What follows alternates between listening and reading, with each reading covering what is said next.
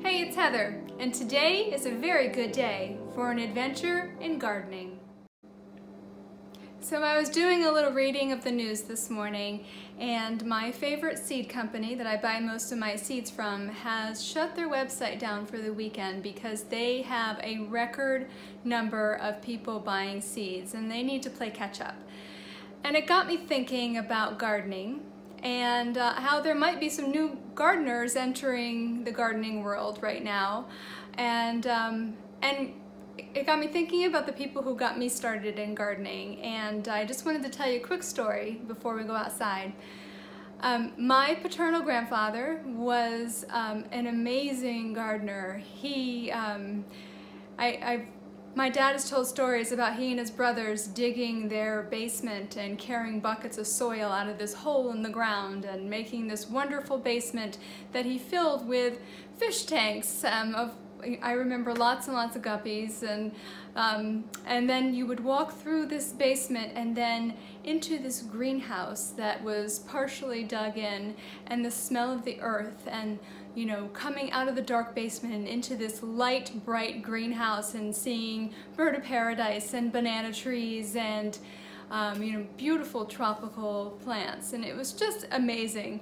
And then my maternal grandfather, he was a gardener of all different kinds of things. He loved roses, and he loved to have his vegetable garden, and he was one of those people that you would go, our idea of fun was to go visit a garden center and then go out for ice cream, and just amazing memories of my family and plants and growing things. And I remember when I got a little older, my grandfather and I would watch Victory Gardens on PBS, and we'd be sitting on the couch and watching the star of the show at the time. His name was Roger Swain, and we would watch Roger, you know, in the middle of winter in Vermont with all of his winter clothes on, trek out through the snow and dig out his coal frames and pull out celeriac out of his coal frame. And my grandfather, he would, you know, elbow me and say, "Hey, what's that guy got that I ain't got?" And I'd be like, "Well, he's got celeriac." And I remember thinking, man, if that guy can grow vegetables year-round, or as vigorously as he does, I have got to learn how to do that too.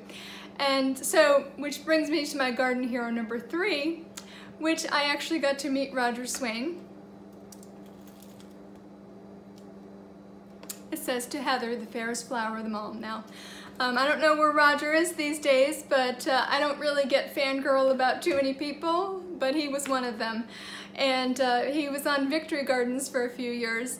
So actually what started me thinking this morning was about Victory Gardens. And during World War II, when there was a shortage of food and a shortage of transportation, the U.S. government encouraged people to grow their own Victory Garden. And I guess they grew a lot of pounds of food, and a lot of people learned how to garden at that time. Now there is a learning curve to gardening, but we have YouTube and people can learn quickly. But it got me thinking that, you know, if you're watching and you've never wanted to garden before and you're feeling a little anxious with all the news lately, plant a Victory Garden. A victory because we're gonna win and we're gonna grow a little food at the same time. So now maybe you don't have any seed, maybe you don't have any seed starting soil, but I'm guessing that a lot of you have potatoes. So I am going to take you out into the greenhouse, and we're going to take this potato that's sprouted. Don't throw these sprouted potatoes away because we're going to grow more potatoes from this potato. So follow me.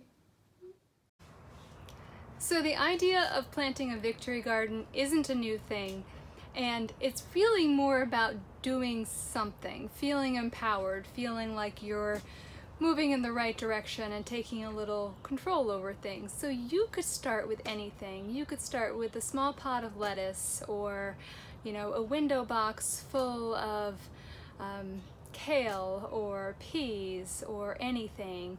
But today I thought it'd be a good idea just to work with something really simple, because potatoes, are really easy to grow, and you can grow them in containers. And I just happen to have this bucket full of compost from last year, and but you could use, some people use, like, you know, the cloth bags or big nursery pots, or I mean, obviously you can plant them in the ground as well, but you could do any of that. If my potato was larger and I had the need, everywhere that there's a little eye here, you could cut the potato up, let it sit on your counter for 24 hours so it will heal, so that it calluses over and doesn't rot when you put it into the soil.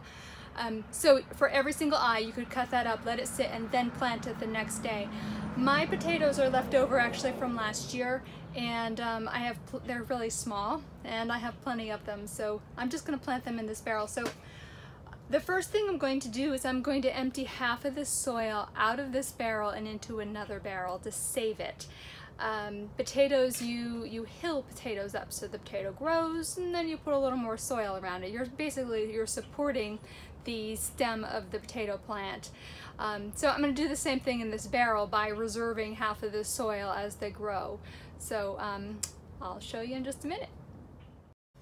So as I'm digging my soil out, I was thinking, oh hey, I probably should mention that, you know, this date right now, right today, probably a little too early to plant your potatoes outside, because it's really early and I'm pushing it, but I do have a sheltered area that I'm going to be doing this in my greenhouse here in a bucket. In the meantime, if you have a protected area and you've got sprouted potatoes, then go for it. Otherwise, just watch your potatoes for sprouting and keep an eye on the weather, because you never know. Oh, I almost forgot. There's a hole in my bucket. Dear Liza, no, there's drainage in this bucket, so the water is not going to be sitting in the bottom, and that's really important for any plant, is to make sure that you have proper drainage.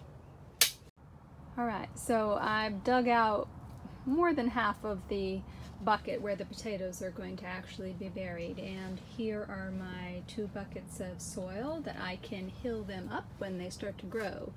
So the way that I have done, so you've got this potato and he's got eyes, all of these little places where the little growth is sticking out, we call those eyes. So the eyes are kind of sticking out all over the place, and you know, what if we put them down with one on the bottom? It will find its way, I promise. They have a way. So I'm just sticking them right in the soil like that, and then I kind of save some soil along the sides, and I'm just going to cover them up, tuck them in.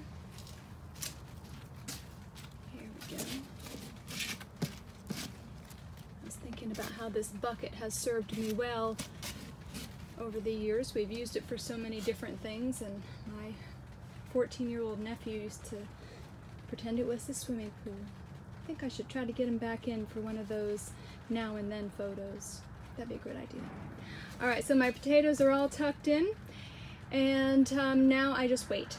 And I fully am aware that not only am I going to be hilling them when the soil gets up to here around the stems, so they grow, you hill them, they grow, you hill them, so the soil, you're supporting the stem with the soil. And then when they get to a certain height, I'm going to have to stake them unless I want them flopping over, but no big deal. I can put stakes in here easily with some twine all around it, and it'll be great. And potatoes are going to go in the ground later on next month. Okay?